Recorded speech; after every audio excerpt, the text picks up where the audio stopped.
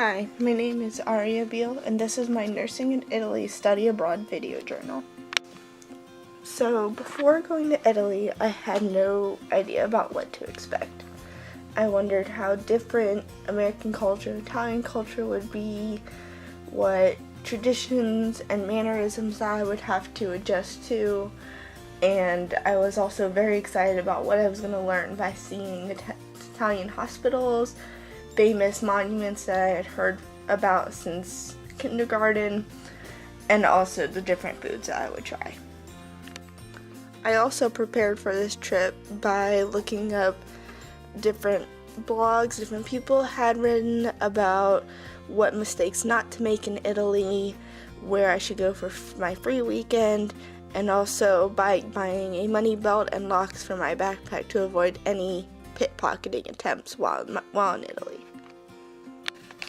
So, in terms of the flight going to Italy, at first I was very nervous about what to expect since I had never been on a flight really at all before, but I quickly learned that it is very easy to learn how to get around an airport quickly, and flying on a plane is a very smooth and easy experience, and it can actually be a lot of fun at times.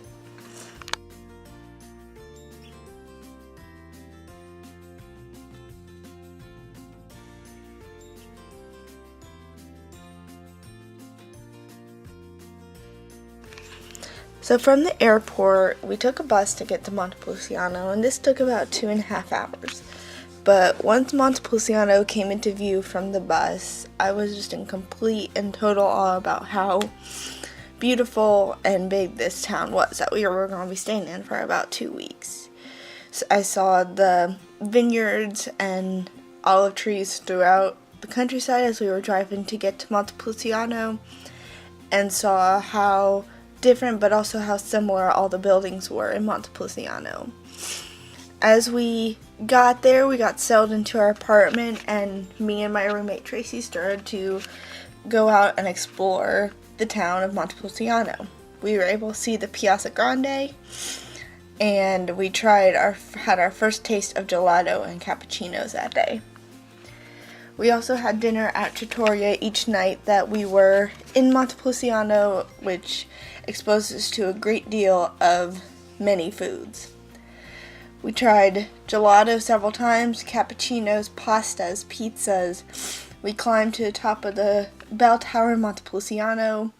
We had 2 days of education in Italian language at El Sasso. We were able to see the Duomo in Montepulciano, and overall just had several different experiences that will last a lifetime.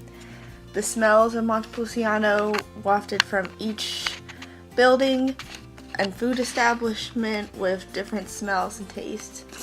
Smells of gelato, pizza, tomatoes, pasta, and chocolate as well were noticeable throughout the streets of Montepulciano. Also, all of the people that we encountered, we were able to hear them speaking in Italian, using the language, and laughing freely in public.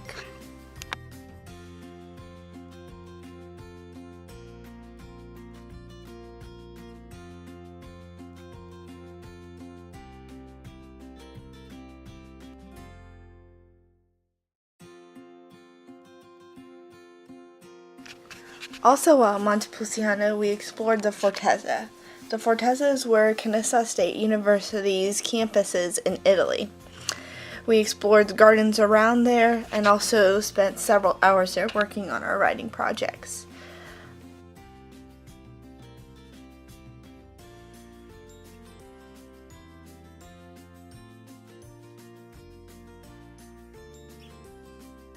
In the Fortezza as well, there's also a small store where wine tastings can occur, as well as trying several local products in Montepulciano. The floor inside the restaurant was also very interesting because we were told that this is where pasta was stored several hundred years ago and was found during a recent excavation attempt. So for 4 days that we were in Montepulciano, we got to explore the local hospital, which was in Notola, and we were able to tour the entire hospital, see several different areas like the med-surg floors, see a portion of the OR, dialysis, emergency room, and mother-baby as well. During this time, I got to be in home health, the emergency room, and the OR, and I was very surprised about how different it is than American hospitals. Sterile technique is not as stringent there as it is in America, and patient care is most of the time free for the patients, especially coming in through the emergency room. This was surprising, and I was able to compare between the hospital in Notila and also hospitals back home from what I'd seen in my clinicals. At the end of our first full week in Montepulciano, we had the opportunity to host a blood pressure screening at the local market, which occurs every Thursday in Montepulciano. I personally got to see about 18 patients and do their blood pressures, and while many of the blood pressures were what could be considered hypertension, many patients did not know that they did have high blood pressure. So, along with the help of an interpreter, we were able to do some education about a healthy diet, exercising, reducing stress, and also being mindful to check blood pressures. Many of the blood pressures that we were able to do, the patients were very willing to let us take their blood pressures and were very interested in what numbers we got. While in Montepulciano, we also had the opportunity to go to a wine tasting and try some of the local wine that was produced in Montepulciano. We tried about 5 different red wines and 1 blush wine, and each one had a different flavor. Roberta was very knowledgeable in the different wines and taught us how to do a proper tasting and how to assess each glass of wine. I found this very interesting because I had never learned how to do this before, and now I'll have a greater knowledge when trying new wines. In the middle of our trip to Montepulciano, we had an opportunity to explore other areas of Italy, so me, Tracy, and Linda all decided to go to Pisa and Cinque Terre while we were there. We took a bus in order to get to the Chiusi train station, which was an experience in itself, learning how to navigate the trains and buses on our own, before ultimately arriving in Pisa. While navigating the trains was stressful at times, we were able to see a lot of the countryside and realize how big Italy really is. Once we arrived in Pisa, we quickly learned that Pisa would be very different from Montepulciano. We saw the long stretch of shops that was a part of Pisa before getting to the Leaning Tower, and realized that there were a lot of American type shops there, so this made it very different first of all. It was also a very fast pace of life compared to Montepulciano as well. But as we were walking, once we finally reached the Leaning Tower of Pisa, it made it all worth it, and it was surprising to see how tall this building was and how majestic it was. We also saw the buildings around there like the baptistry. Even though we did not go inside, it was still interesting to see and think of all the history that occurred here. After visiting Pisa for a couple hours, we began our journey in order to get to Monterosso and Cinque Terre.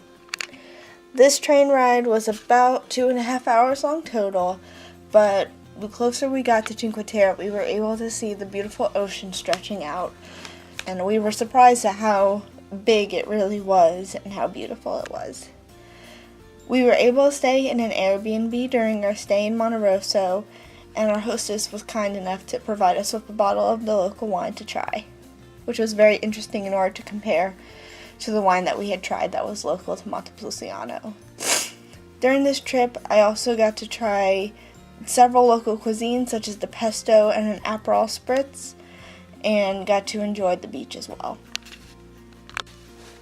During our free weekend, we enjoyed Monterosso the most, just because it was so similar to Montepulciano in the pace of life there and everything that we saw. On the Saturday of our free weekend, we decided that we were going to hike the trail from Monterosso to Vernazza. This trail was about 2 miles long, so it took us about 2 hours, and we were able to see a lot of the countryside. While a lot of it was very hilly and very difficult to hike, about halfway through the trip we found a man that was making his own local orange juice and selling it to people. It was some of the best orange juice I had ever tried, and I was felt very fortunate, very lucky to have gone on the hike that day at that time. Because after doing some research, it turned out that on very rare occasions this man is here selling the orange juice. After our hike, we made a short stop in Vernaza for lunch to explore the area, and we tried a focaccia bread type pizza, and it was some of the best food we had tasted during our trip, and enjoyed getting to compare Vernaza to Monte Rosso. Vernaza was a lot busier than Monte Rosso was, furthering our love for Monte Rosso. After Vernaza, we took a train down to Manarola to be able to see that area of Cinque Terre. We were able to see the fantastic views that we had only seen in pictures, and were able to take several pictures and fully enjoy the area.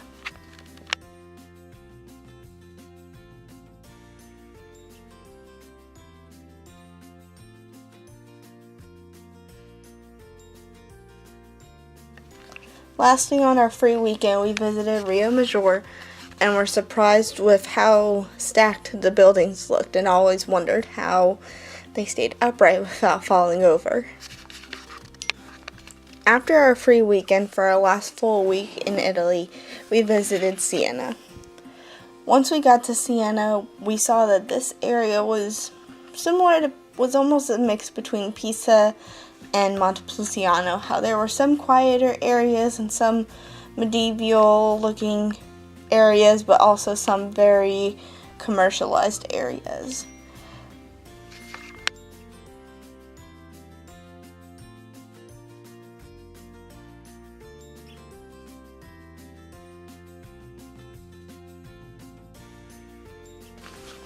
While in Siena, we saw the local cathedral there and were so impressed by how beautiful it was. We were able to compare this to the cathedral in Montepulciano as well, and just compare the sheer size of it. We didn't go inside this cathedral, but we were very surprised by how large it was and how beautiful even the outside was.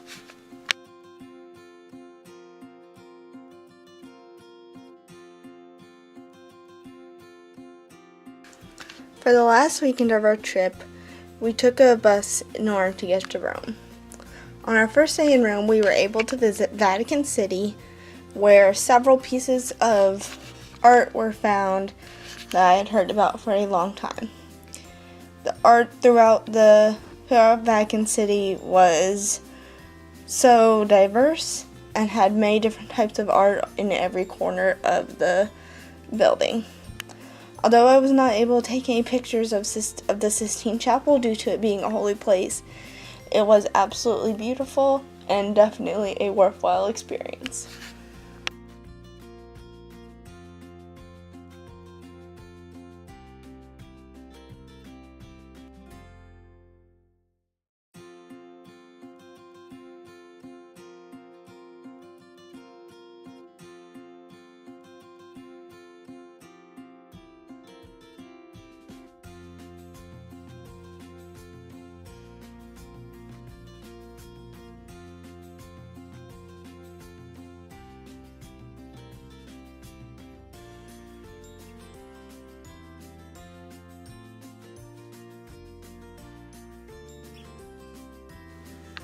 While we were visiting Vatican City, we also got to see St. Peter's Basilica.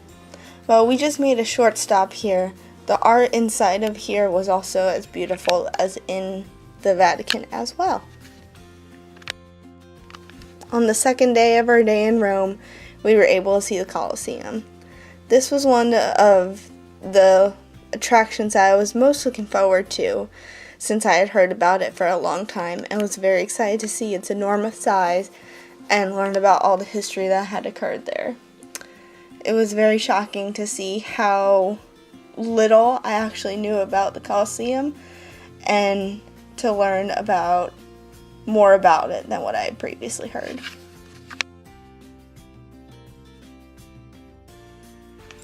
After we saw the Colosseum, we had the opportunity to see the Roman Forum.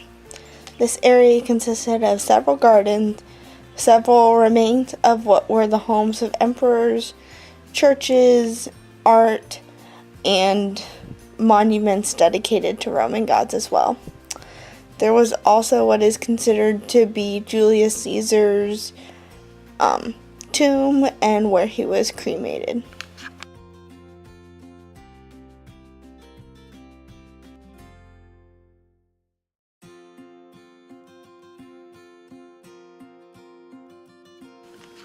I also got to see the Spanish Steps while in Rome. This area was also very large, and though I did not know very much about it, the architecture in the area was astounding and would definitely go back to visit it on future trips to Italy. On the night of our last day in Rome, me and my group had the opportunity to visit Trevi Fountain. This was another attraction that I was most looking forward to, also since I had seen it in several pictures, heard several stories about how beautiful it was. The pictures do not even do it justice of how beautiful and majestic this is. I was able to see Trevi Fountain both during the daylight and at night and make wishes each time.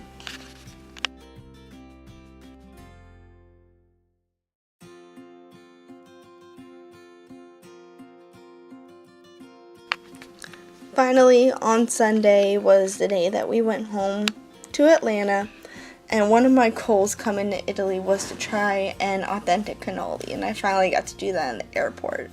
So it was very exciting to meet that goal before leaving Atlanta.